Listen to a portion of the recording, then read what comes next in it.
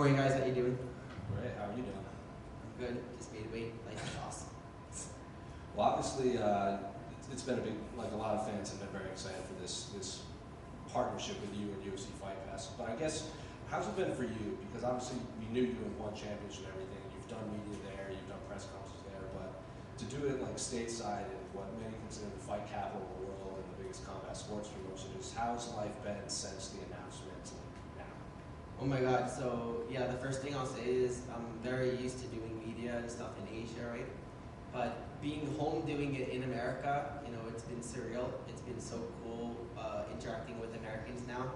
And I live in Vegas, so this is like 10 minutes from my house. So it's really an awesome experience. But also, again, to grow my brand now in the US, it's been incredible. I'm so blessed for this opportunity. What's the biggest difference doing media here and over in Singapore? I think very similar. I just think that American culture is a little different than Asia, you know, so it's just, but I feel like I'm my authentic self with Asia or America. I don't really care who I'm being interviewed, I just stay who I am. So I maybe say more hell yeah when I'm getting interviewed by Americans, but that's pretty much the difference.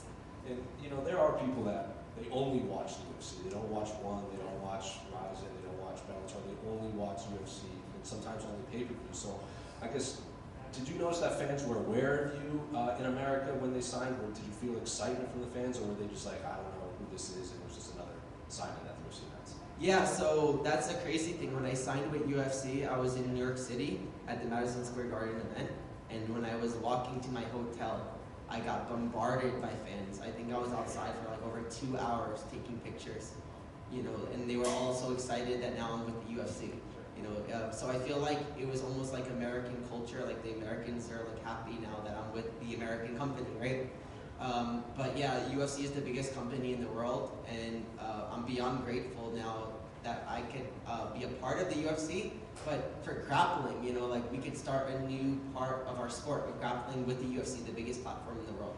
And that's tremendous responsibility for me. And I'm just so grateful for it, but I'm also so eager to keep us on this platform, to keep grappling growing, and for UFC to keep investing in grappling.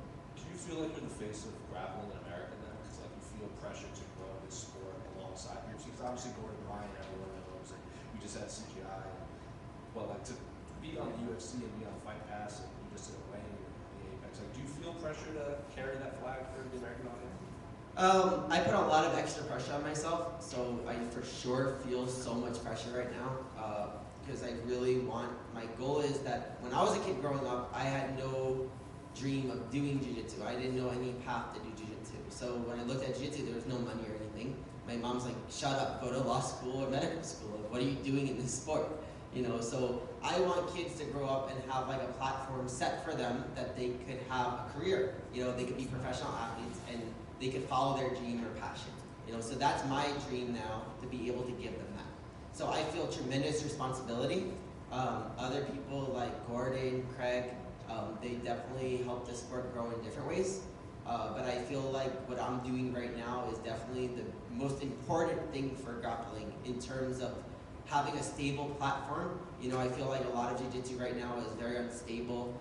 There's a lot of horrible ethics, morals, and I hope now that with UFC we can change that and we can make it a professional sport, because it hasn't been a professional sport, jiu-jitsu, with people just talking about, like, they blatantly use PEDs, like they're not athletes, you know, so they really don't have the values of martial artists, you know, so I really just want to change that and give us this platform at UFC and become professionals. And just last one for me, because you know when you're tied to the UFC, everyone's going to ask you, when are you going to make your MMA debut and everything, but you did an interview where you said you want to grow the sport first before you want to make the sport. So is there an end goal in growing jiu-jitsu? Is like, what in your mind is like, you know, we've done? Is that, do you have that vision? Is it an arena? Is it like multiple pay-per-views? Like, what is your? Yeah, so I definitely have interest in doing MMA. I was doing Muay Thai this morning. Like, I do Muay Thai all the time. It's super fun for me. Like, I've done Muay Thai the same amount of years as Jiu-Jitsu as a kid. I started with Muay Thai and Jiu-Jitsu. So I love Muay Thai, and I really want to venture into that. But for me, I feel that God gave me this gift and path of Jiu-Jitsu. And I need to first grow us in UFC to the point where we are professional athletes. What does that look like to me? That looks like we have belts, we have everything just like MMA fighters. Drug testing and belts and stability. Yes, drug testing. We need drug testing. Completely make Darwinism with the people on steroids that they either have to just get off and they either die, adapt, or they adapt. You know, and then the next generation realizes that they can just start steroids when they're like 10 years old. You know, so I want to change that. That will give me the most fulfillment.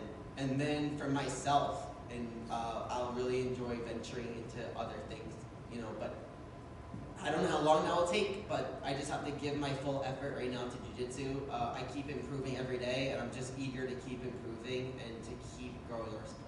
Have you told the UFC of like these goals you want to do, and have they been on board with the drug testing, the belts, and everything? Of course they are, because they want to make this professional also, you know, like UFC is a professional company. Like this way that we've been in jiu-jitsu, we've been amateurs, you know, we really are just like in this barbaric amateur phase of jiu-jitsu. And now UFC is starting something professional, you know, so I'm so blessed for them for putting the effort into jiu-jitsu to change it, you know, and I'm so eager for them to do that. Mike, your left. To your left right here. Oh. Right. How's it going? Apparently I don't know what my left is, sorry. I know a lot of fans in the grappling world were really excited for that match between you and Gabriel Tola that was supposed to take place. Is that something you still would like to get back one day further down the line, whether it's under any other tournament or something like that?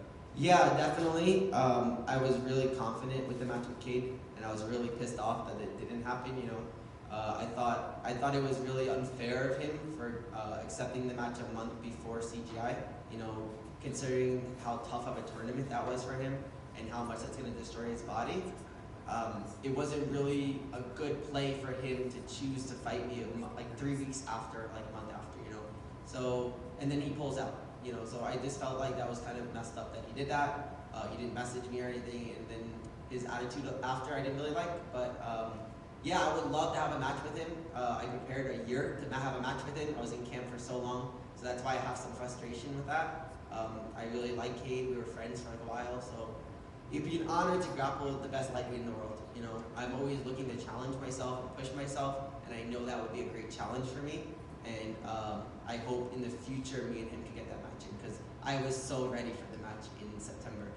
Sure. Now, speaking of CGI, obviously it was a great success in terms of for the growth of the overall sport of grappling. And a lot of people attribute that to the pit style they won with. So are you a fan of that? Because I know a lot of the guys on FPI said that they'd like to see pit style matches going forward here.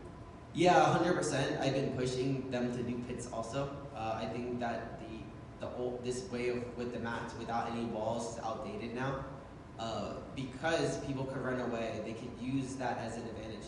So you'll see a lot of people in the past, they'll place themselves at the edge of the mat, so anything that happens, they can just fall off the mat. You know, so that's not good for us in grappling. You know, so we need to change that ASAP, and they're working on it for sure. So yeah, we need to get rid of that. And Craig was so great using the pit from Karate Combat. You know, so that was a great innovation he gave to our sport.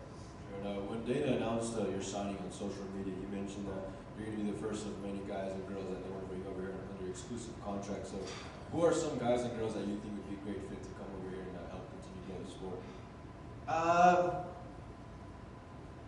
People not on steroids. That's pretty much what I would say, but 99% of jiu-jitsu is on steroids, so at least let them like get off steroids a little bit, like a few months. They probably need like a year, 6 months to adjust, and then maybe they could adjust with Darwinism. But yeah, I would love to see maybe the Rotolos, because they are great ambassadors of our sport. I was just salty that Cade pulled out, but I love Cade, he's awesome. But yeah, I think that me, Rotolos, a few other people, but I think that that's probably the first like 3 people that come to my mind, you know, because of what we represent with jiu-jitsu, not taking steroids. We're more martial artists than the generation that we're in right now. Lastly, how will it feel for you to see the growth of the dark rigatoni fan base in the U.S.? It's gonna be awesome, you know. I think that's so cool, you know, being in your own country and getting like recognition from fans, and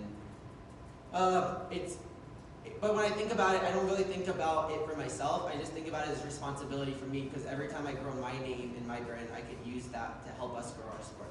So I just see it as more motivation for me to keep going, keep training harder, keep getting better, and to keep using that for God and to follow the path that God has for me. Hey, Mikey, right over here. Mikey, this year, obviously personally for you it's huge, but in general with Jiu-Jitsu, I mean, you've got more tournaments, more big events, more money, more showcases. And once upon a time, like you brought it up, there just wasn't a big future like to have a career. You know, you own a school or maybe you go into MMA, but just strictly Jiu-Jitsu, the big future wasn't there. Can you describe just how big this year has been for the sport in general around the world? Yeah, so definitely. Jiu-Jitsu, again, like we just said before, the tournaments you made zero money from. So you had to do seminars, you had to own a gym, you had to switch to MMA because there's literally no money in our sport. So you have people sacrificing their whole bodies and lives, doing this one thing that you're not even making money. You know, it's kind of sad to think about, right? So this year now, with like the CGI, with $1 million tournament, with one championship even making it more professional, with how everything is growing with professional grappling, it's been growing, it's been skyrocketing, you know. So to the point now where UFC is finally getting on board, where now they're investing in it, and now it will become now it's going to be a professional sport, you know. So it's been amazing to watch the growth of Jiu-Jitsu, you know. Probably one day there'll be a movie about this whole growth of Jiu-Jitsu, how it started to now. I know fans really love that you're a proponent of, hey, you know, the whole aspect of Jiu-Jitsu is the smaller athlete can defeat a bigger one. And talking about, you know, dealing with guys who do PEDs, do you have a worse, like, hey, my opponent is juiced up, and just having to deal with that in a competition when you're out on the mat? What is your question? Sorry. I guess having to deal with, you know. Oh, how to deal with them? Yeah, like is it your worst story that you've ever had to deal with, like, man, this guy's juiced up and it's just unfair. My whole life. I'll start a match with the people on steroids and I'll be like, what the fuck? He feels like a rock. Like their bodies just feel like super solid, right? But then I think about Dan Gable. You know, he's like one of my idols, and he talks about those people that cheat and take shortcuts. And I never cheated or took a shortcut, so I have a stronger mind than all those people. So I knew that if I use my mind against theirs, my mind is always going to be stronger than theirs, you know. So I always overcame those people my whole career in Jiu-Jitsu, and it made it even more special to me knowing that those people are all cheating.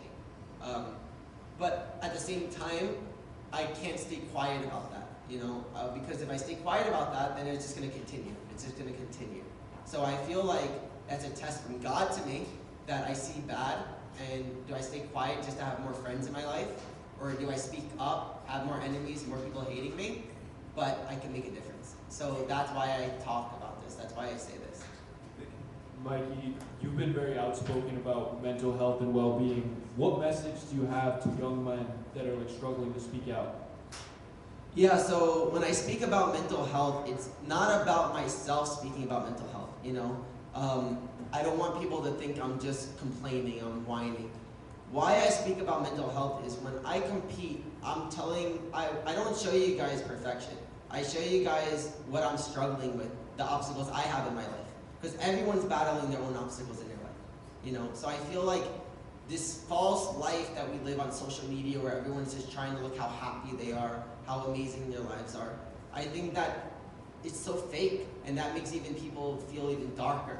So when I talk about depression, my obstacles, I want to show everyone that I'm battling things every day, and not more than anyone else. Everyone's battling their things in their life, but I just want to show that I'm battling them and I'm still out there competing. And you could overcome everything that you have in your life as an obstacle.